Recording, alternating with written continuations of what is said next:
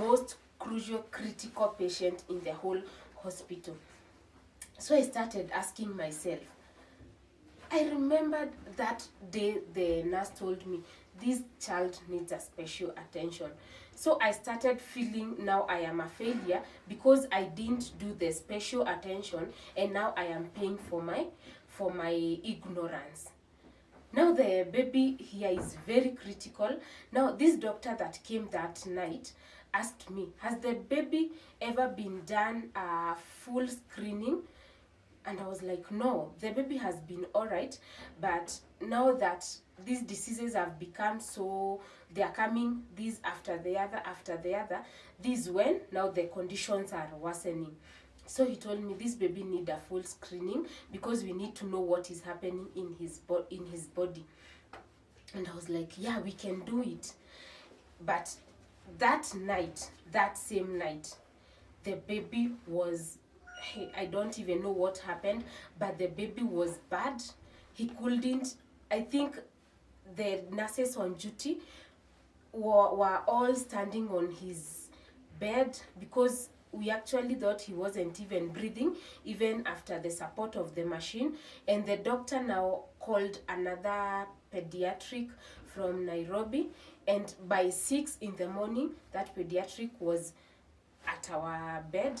And on checking on the baby physically, the first question was, has the baby ever been diagnosed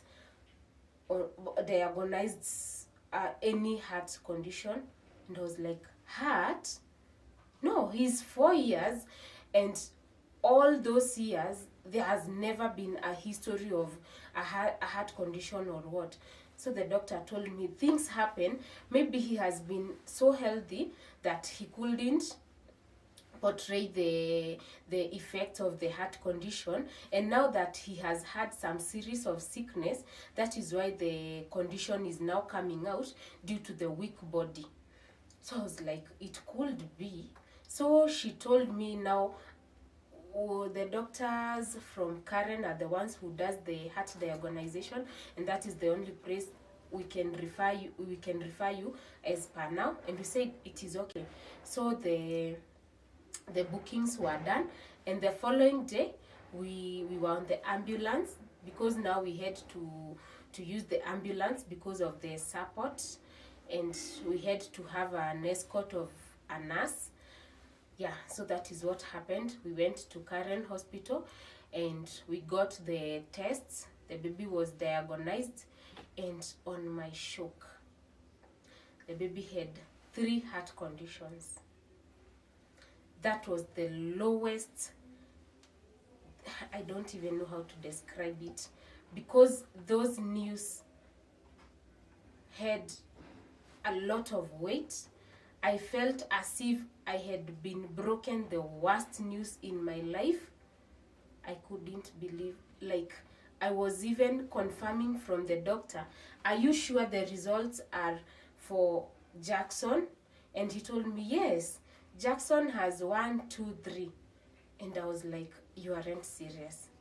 So I remembered that is why the nurse told me that this child needs a special care, but she didn't tell me exactly why. She could have told me, and maybe the baby could have been treated even before, but the condition wasn't too late to be treated or else to be managed. So I composed myself, and now we went back to where we had, now from the previous hospital that we had been sent from. And after on seeing the results, the doctor told me, as I told you, this baby is suffering from a heart condition. And now the tests were done from Karen, the Karen from Nyeri, but this time round he was supposed to be stabilized from the main hospital, from the main Karen hospital, that is Nairobi, because that is where the cardiac pediatric are. So that is where the bookings for the Karen was done for the main hospital. And that same day we were discharged now from here, because they said they can't help us beyond there. So the baby had to be taken to the exact point of treatment, and that was the main hospital in Karen, and that is where we went. So we went there, and now we had the letters, we had the referrals. So on going there, the case was handled as an emergency, and the baby was taken, the baby was stabilized. Doctors, as I said, are angels. I wish you could have seen the way I presented them the baby and the way they gave me back the baby. The baby was stable, the swelling was gone, the baby now was walking, he couldn't walk, the baby now was strong, and previously he was very weak. And my mind would tell me, will this baby make it? Because you remember I had told you he had some swelling even in the eyes. The eyes couldn't close. Even on sleeping, he would sleep his eyes wide open because of the swelling. The lips could crack and drip blood, and he wasn't able to feed well.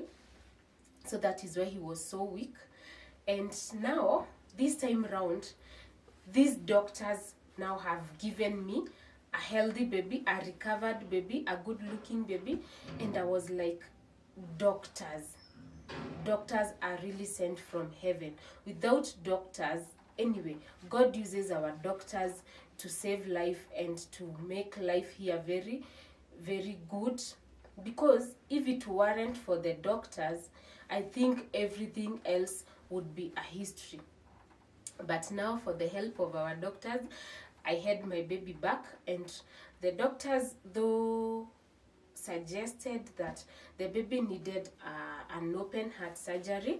Despite of the management and the stabilization, he needed an open heart surgery, which was a bit expensive, and they gave us time to maybe prepare ourselves financially. And in the process, we would still go for checkups. They would check on the baby. Even at home, they would call and ask how the baby is, and we managed it very well. And that is when I came to understand that all this time, this time that the condition was worsened, his heart had failed on one side, because initially his three conditions were, he had an ASD, to those who term it as shimo kwa roho, and the other one was a congested artery, and the other one, now, due to the ASD, there are some veins that have not united, so there is one end that drips blood. Yeah, so those were the three conditions, and they were able to be managed, waiting now for the main surgery.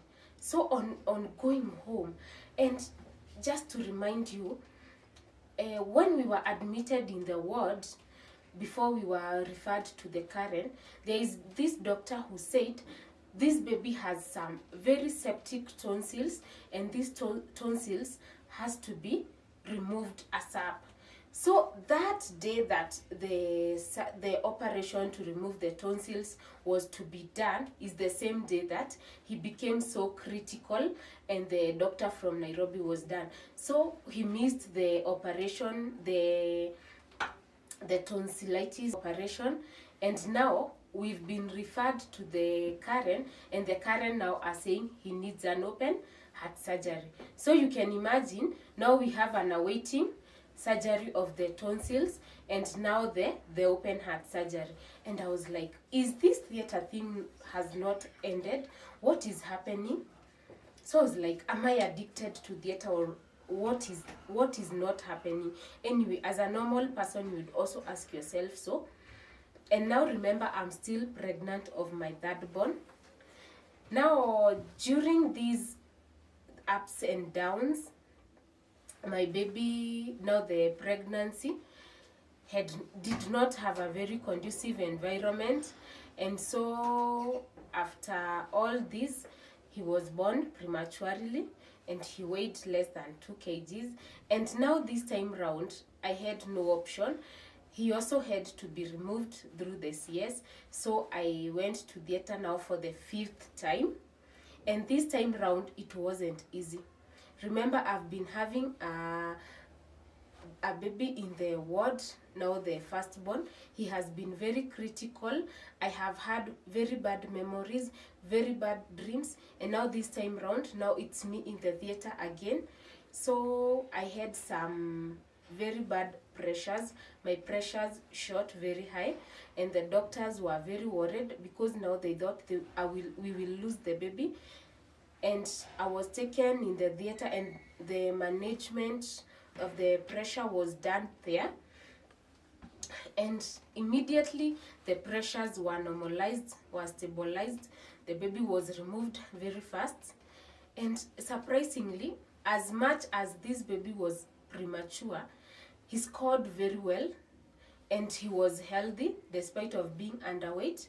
He was healthy. I think God just listened to my prayer, because now this time round I was questioning him very much, because now things were becoming now more complicated, and the doctors were very much concerned about me, because the same doctors who are doing the fifth operation have been the ones doing the previous operation. So they were very concerned about me, and I appreciate you. I really appreciate you, doctors.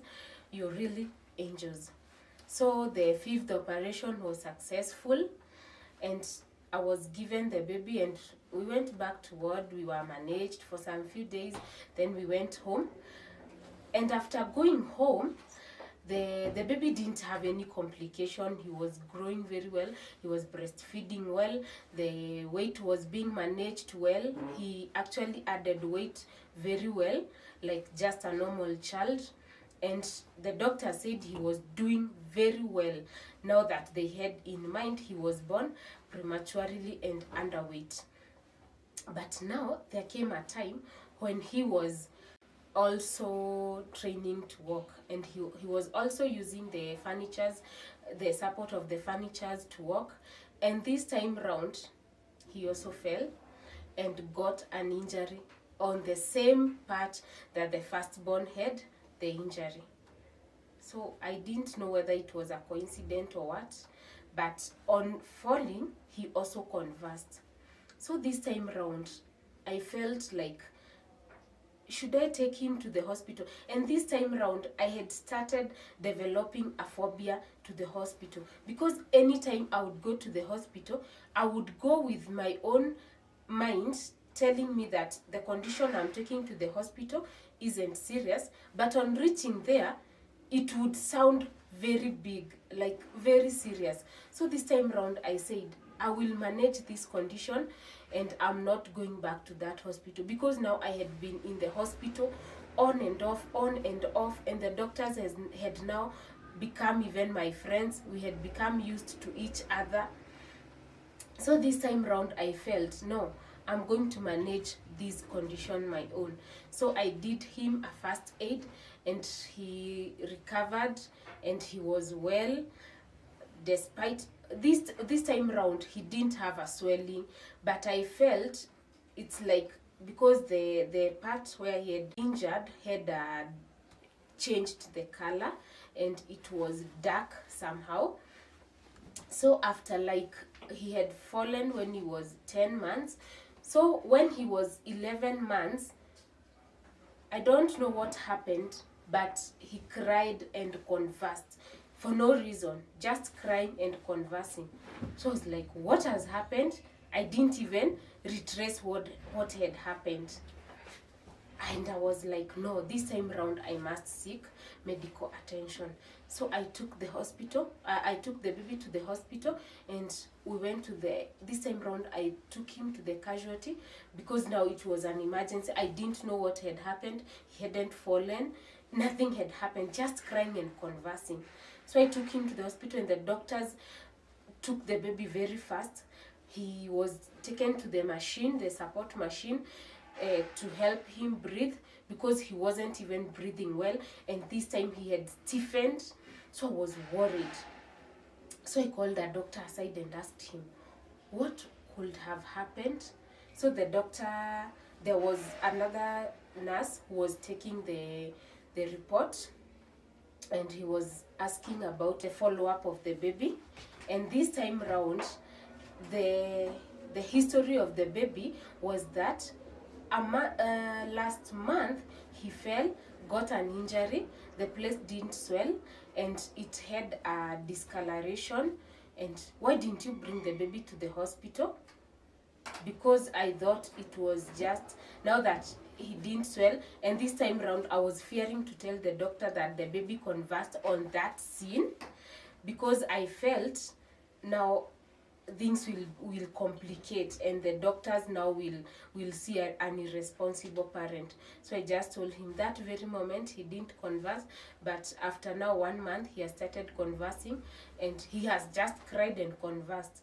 So the doctors took it from there, and he started medication. He was on Finabab.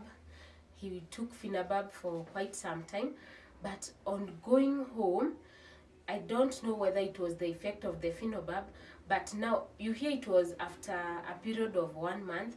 Now he started conversing like even thrice a day, today, tomorrow.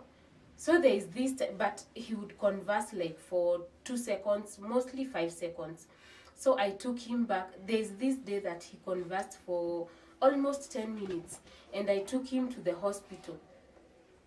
And after telling the doctor what has happened, he just admitted us. So I was like, I wish I had not come. Now because you're taking back to that place that I've been avoiding, now the ward. And I was like, now that I didn't have any option, now that the baby is sick, and myself, I don't have any help. Now the help will only come from the doctors. So I just I just cooperated. The baby was admitted.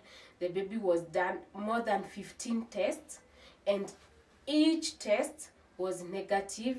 The rest were normal. Nothing was abnormal in his body. Nothing turned positive. Everything was all right. And the doctors were like, then what is happening with the baby? And that is when I disclosed that the baby had an injury, and on that day of injury he conversed. So the doctor told me, you could have said that, because now that is the effect. Because I think the baby had a brain damage or a brain injury, and now you need to do an MRI, because now we need to be specific where exact is the baby injured. Having in mind, I don't know whether you guys have ever done an MRI. An MRI is very costly. And remember, in this same process, I'm still having another child I'm managing who is having a heart condition. So you can imagine, and now this doctor is talking of an MRI which is not less than 10,000. And in the process of an MRI, we had to do an EEG, of which it was around, I think, okay, it wasn't as expensive as the MRI, but it was still expensive. So I listened to the doctor, and I asked, now that they had managed the baby for some few days, and the baby was now stable, and we could go home and manage the condition from home, because now he had some tablets that he was taking. So we went home, and the doctors gave me some requests, now the MRI and the EEG, and told me that on coming back for the checkup, that is after 2 weeks, I should come with the MRI and the EEG.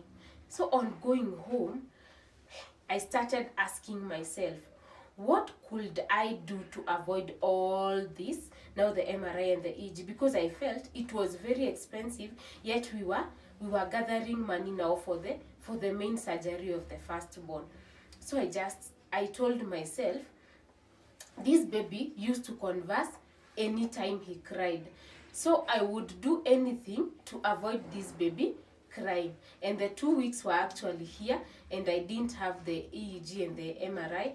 And I decided to go to the doctor, and what I had in mind is that these doctors are still human, and I'm gonna go and explain to them that I wasn't financially in a position to do the MRI and the EEG, so they can give me some time. And now in the period of 2 weeks, my baby had not conversed, so I felt we are managing it really well. So I explained to that doctor, and she understood, and she told me it's okay as long as you manage the baby well. Let him take the tablets on time, and please don't skip. And that is what I did. We took the medicine for quite some time, and now I even erased in mind that he was to go for the MRI. Plus, I gathered some information of which I don't know whether it's right. And people used to tell me, you know, that MRI is, after doing the MRI, most of the people go mad, go crazy. That MRI has a lot of side effects. And I even went ahead and Googled, and I actually got some facts about the MRI. And now my mind told me, now this is out of my budget, it is out of my mind. Let me manage my baby. He will not converse anymore. I will make sure nothing irritates him. I will make sure, because his trigger factors were anger and shock, so I made sure that none of them triggered his now conversing. And we really managed, and he didn't converse again from that time. And now this time round, I had a checkup for the firstborn in Nairobi, and I went to Nairobi on Friday, and the clinic used to start before 8, so I had to depart from here at around 2 a.m.